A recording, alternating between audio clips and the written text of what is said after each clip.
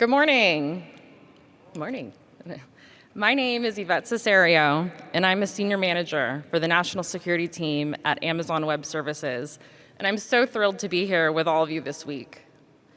Before I introduce our speakers, I first want to thank USGF for bringing us together here at the 20th anniversary of the first GeoIntel conference. As we reflect on the advancements from maps to metaverse in the GEOINT discipline over the last 20 years, I am grateful for all USGF has done to enhance collaboration between government, industry, and academia.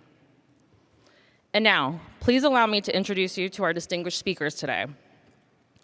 Dr. Christopher Scolese began his government career as a United States naval officer and then joined the National Aeronautics and Space Administration, where he served as the deputy director and then director of the Goddard Space Flight Center. Dr. Scolese currently serves as the director of the National Reconnaissance Office.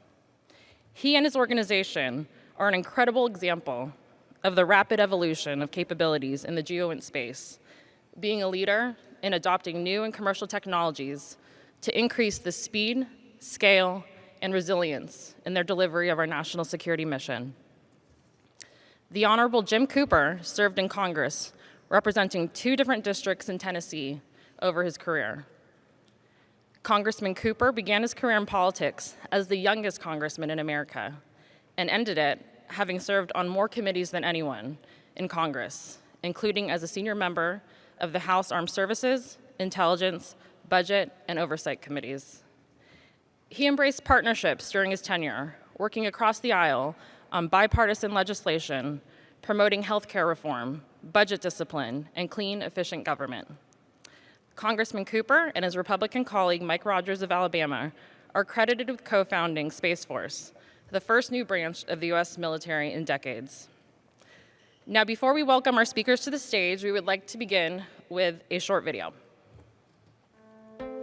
People have always thought that big ideas were impossible until we made them come true.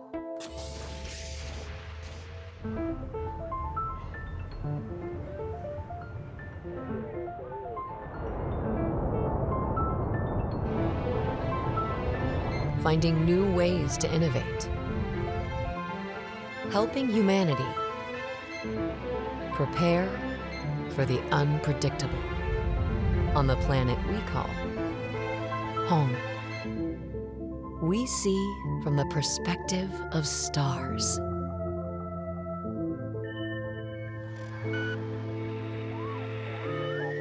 And push beyond to keep the world safe.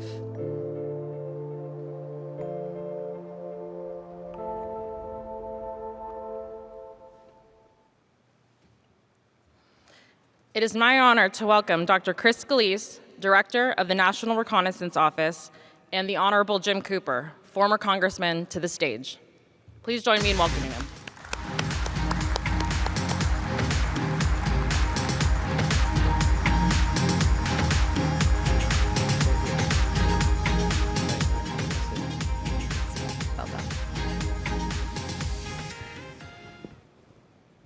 Well, good morning again. Chris, I love the new video. Thank you. Helping humanity, as always. So, I've already warmed up the audience, so they're ready. Thank you both for being here. It's always an honor to share the stage with both of you. Very kind. So, Congressman Cooper, I'm going to start with you. You're closest. For years, you were one of the most vocal members of Congress, calling for the Defense Department to reform space acquisitions. Good thing, obviously, so that the U.S. is able to maintain our advantage over competitors such as China. How about, let's chat about that. Elaborate on this, and maybe a grade on how you think things are going. It's hard to believe today, but for at least 10 years after the 2007 Chinese ASAT launch, we basically slept. We really slept longer than that because after all the NASA excitement, in the 60s and 70s on space, we kind of forgot about it. In fact, we kind of dissed big science in general. So it's a shocking lapse. We even relied on Russian rockets to get to space for 20 years. We almost forgot how to make our own. So that's why we really, in my opinion, needed a Space Force to try to get our game back, and because it's game on overseas. So how do you think we're doing with the stand-up of Space Force? It's been, what, 3-4 years? 3 years. They're still an infant in the ranks of major, services and bureaucracies.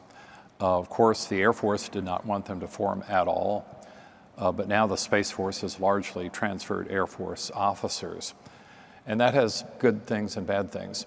So they're making progress, but we still have a long, long way to go.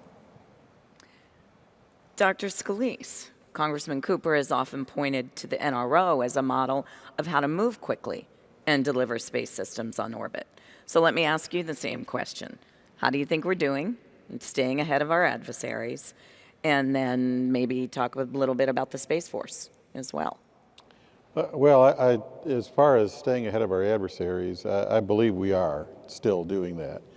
But it's becoming more and more challenging, particularly as they become more and more capable. China, in particular, is experimenting a lot, is innovating, and it's requiring us, the whole community, much of it represented here, to continue to be innovative, to continue to look for new ideas, to continue to find ways to expand our capabilities, not only in technology, but also in the commercial world that's developing capabilities and how we can better use them.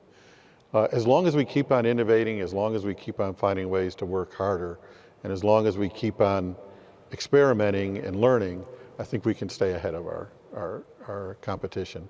And I would say the relationship with the Space Force has been very good. I believe it was something that we're glad that's there, to have a focus on space. It's become, just by your question, become extremely important to the nation and the world that we understand what's going on Earth, and the best place to understand that is from space. And then recognizing that space has become congested, contested, and potentially a very competitive environment. So having a Space Force, I think, is something that's very, very beneficial to the nation. And we'll come back to that. But you just mentioned the audience, and you talked about innovation. So, in order to stay ahead, to move faster, to deliver new and innovative capabilities, you need industry. It is truly a partnership. And you have an audience full of your partners listening today. So I'd be interested to hear from both of you on this. Congressman, from your Hill experience, Chris, obviously your position at the NRO, but even previous positions. What are your expectations from industry? How are they doing? And, are there some gaps maybe that they ought to be focused on? And are they really stepping up? In other words, how do you grade, and what more should we be doing together? Throw out some challenges. Tish, you know that this audience, you are our only hope. Now, I can't see you under these bright lights, but you are our only hope, because all the innovation really comes from industry. I think that's great. I also think it's a little bit sad, because in a previous era in American history, government was able to do more than write checks. Today, we're primarily seen as a funding source, and that's fine.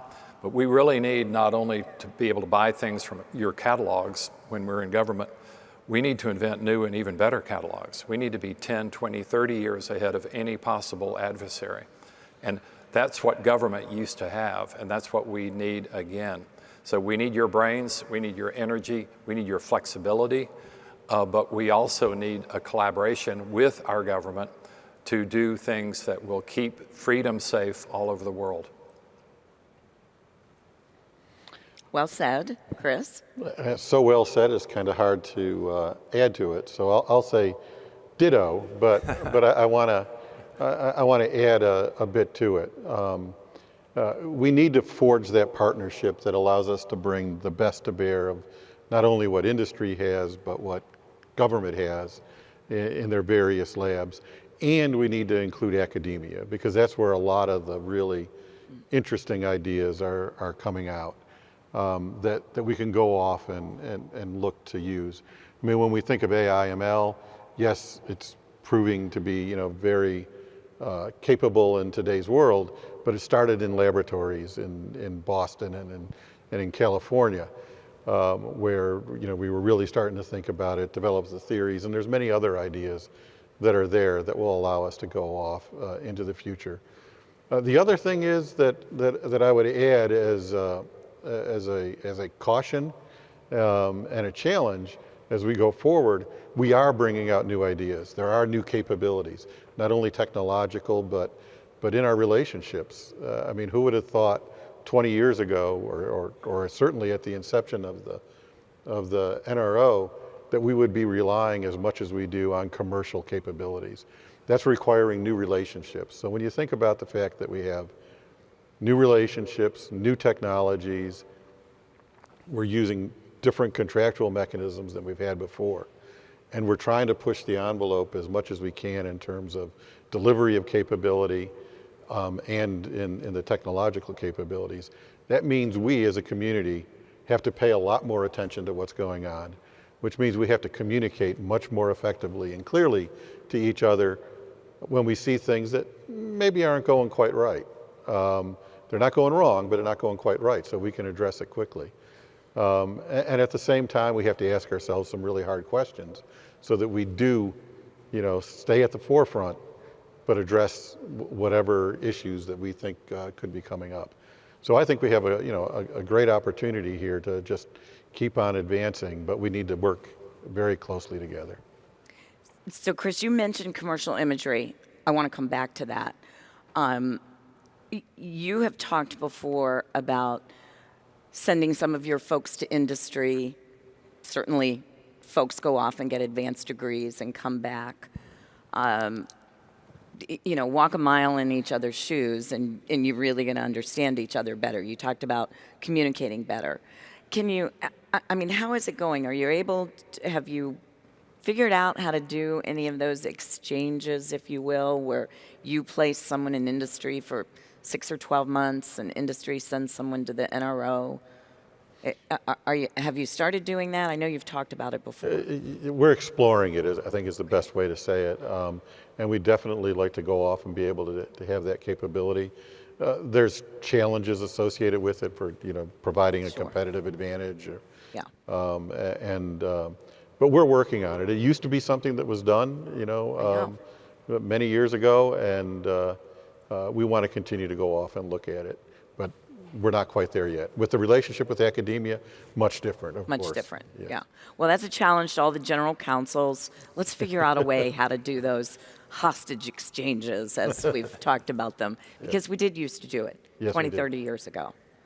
Okay, so commercial imagery, new commercial phenomenologies, services are increasingly part of the equation in meeting mission. I mean, we all know that.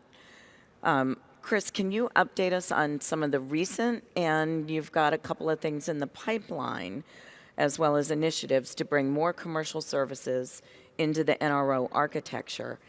And how can small companies in particular, but all companies, get a foot in the door?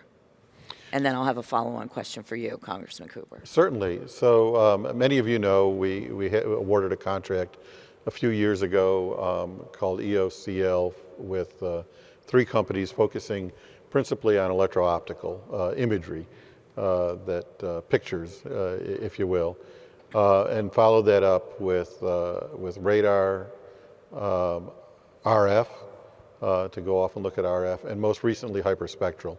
We plan to go out with another announcement here in the short term. You're going to hear from Pete Moon, who's going to give all some more details about that a little later on in the conference. And we want to continue to do that about on an annual basis to make opportunities there for companies that are in the more mature phases where they've either delivered capability on orbit or are in the process of developing those capabilities, so that we can get to know each other and effectively integrate our capabilities if that's what both organizations desire. For newer companies that are just thinking about it, we have a number of activities. We have the Directors Innovation Initiative, and we have technology forums, both of which actually, to put a plug in, are going to be happening here in less than a month. We encourage people to participate in those. That gives you an idea to bring in new technologies, learn about the NRO, learn about the types of things that our partners in NGA and NSA ultimately will need, and then bring those to bear. And we provide funding to mature those capabilities. And so how do companies, how do they participate? Is there an announcement out there? There is an announcement. If you go to our website, you'll see it. There have been announcements that have been sent out as well. But if you just go to our website, nro.gov, you'll find it there under Directors Innovation Initiative or AS&T, our technology directorate. Terrific. I hope everybody copied that. Congressman Cooper, is the NRO, is the government writ large doing enough to utilize all of these commercial services? We're not. We can do more, but they're making progress. NRO's is trying as hard as any government agency can to do it. Space Force is trying to do the same thing. We need to buy all the commercial products we possibly can, because the only real way you get to know a customer is when you buy their stuff. And what's a nothing burger for a government is sometimes a huge difference, especially for a small company. We need to make it easier for small companies to do business with the federal government, because red tape should not rule the world. We've got to have functional capabilities, and you have the bright minds, you have the innovative schedules to make that happen. So working together, we're stronger. You know, it's a long race, and we've got to have teamwork to win. There's a couple of CEOs out there, I know, saying yes, yes. Now, how do we make that happen? A couple of CEOs who are concerned about making payroll in the next couple of months because of that red tape they haven't been able to break through. And with Congress threatening to default on the national debt, with interest rates up, you know, it's a challenging environment. So we can do this. You challenged general counsels earlier. A lot of this is red tape, and a lot of that is law. But a lot of those, guess what, are stupid laws that need to be changed. They were put in decades ago. People don't even know they're there, but they can really kill a transaction. So what we need is capability. We need it now. Chris and I were talking earlier. We used to be able to field satellites in 2 years. Some only took 8 months. You know, we don't even dream of that anymore. We've got to get back to those days. As General Hyten always says, we got to learn to go fast again. We can do this. We just have to have the will and cut through that damn red tape. Any thought that you might go back to Congress and help us with that? No, you don't. Yeah. I got a full dose. Yes. Yeah. Okay. Chris, there was an interesting article in Defense News yesterday, and a lot of people are talking about it. If you didn't see it, in summary, it stated that the NRO and Space Force have reached an informal accord to each use commercial imagery the other has acquired and are in discussions about a potential DoD intelligence community marketplace to help with sharing. Now, I thought that was already happening. I mean, I know the NRO authorities, but can you elaborate on this and maybe what prompted the article? Can't say necessarily what prompted the article, but I can tell you that you know, NRO has the responsibility for acquiring commercial capability, so pixels and RF, as we talked about before, and making that available as broadly as possible. Anything we can do in working in partnership, and we work with the Space Force in many, many areas, that will help us distribute that capability, make it available to the broadest group in the government, is beneficial, and we'll continue to work with Space Force to do that. At the same time, we have to recognize the Space Force also has, you know, authorities in different areas. Space domain awareness is one that's not in the NRO's job jar, if you will. So you know, they'll have some roles to go off and acquire things. And we want to just go off and make sure that we can make that as broadly available as possible. But the NRO does have the responsibility to go off and get the pixels and the RF. And I would be remiss if I didn't say, and working with NGA in that Oh, also, of course, to make NGA. everything available Yes, to all the customers. NGA and NSA. And NSA, of course.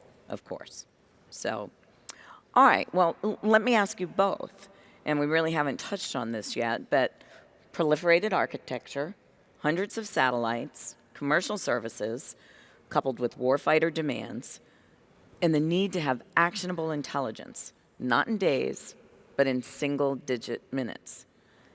How do we need to, speaking of NGA, how do we need to evolve our ground systems, our data processing and tasking? And, so where are you going? Is everybody on board? Is there a clear path forward? And I'll, toss up whoever wants to go first.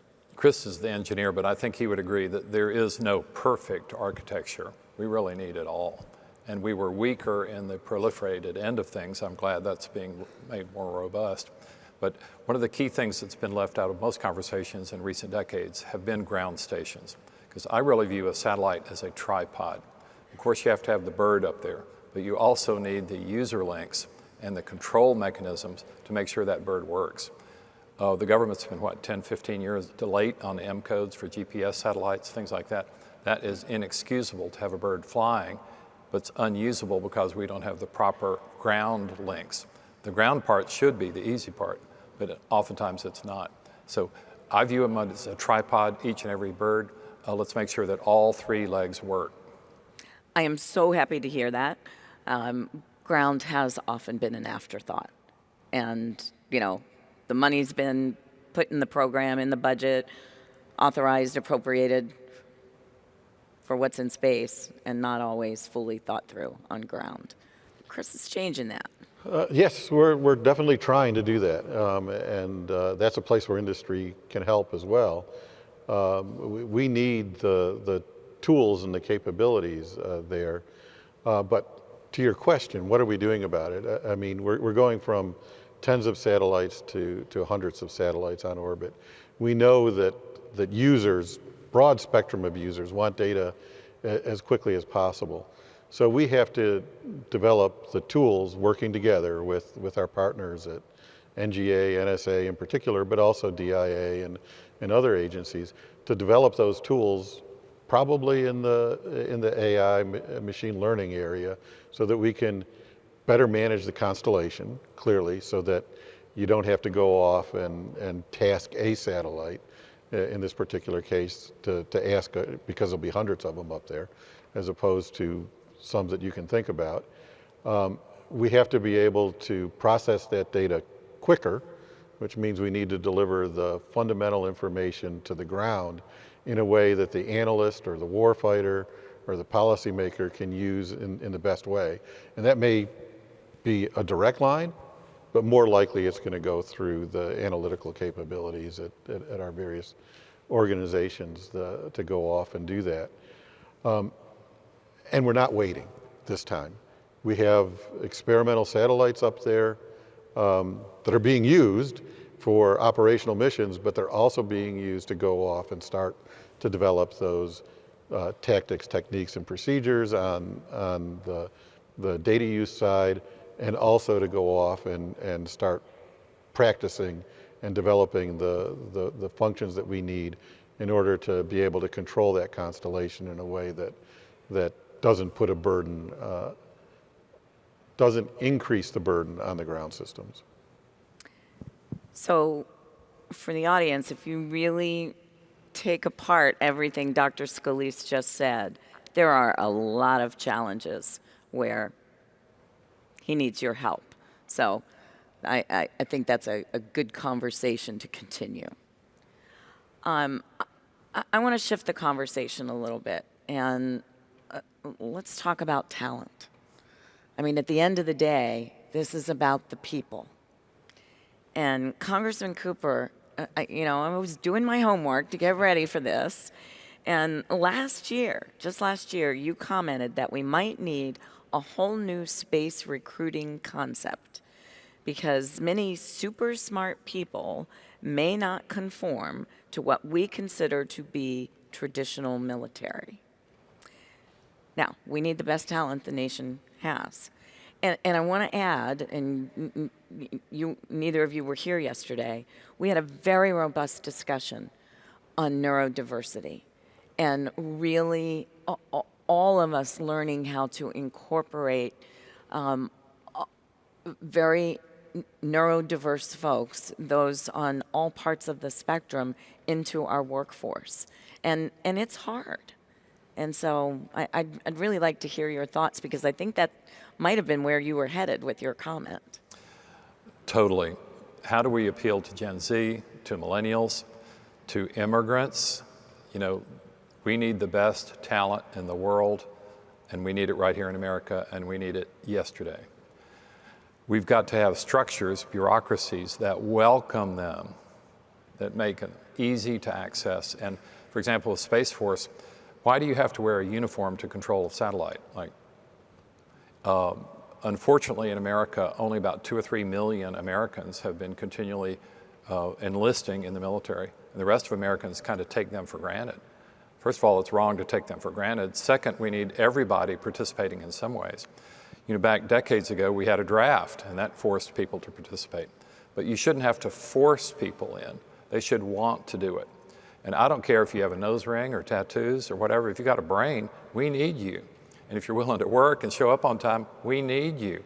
And government so often doesn't want to make it easy and welcoming.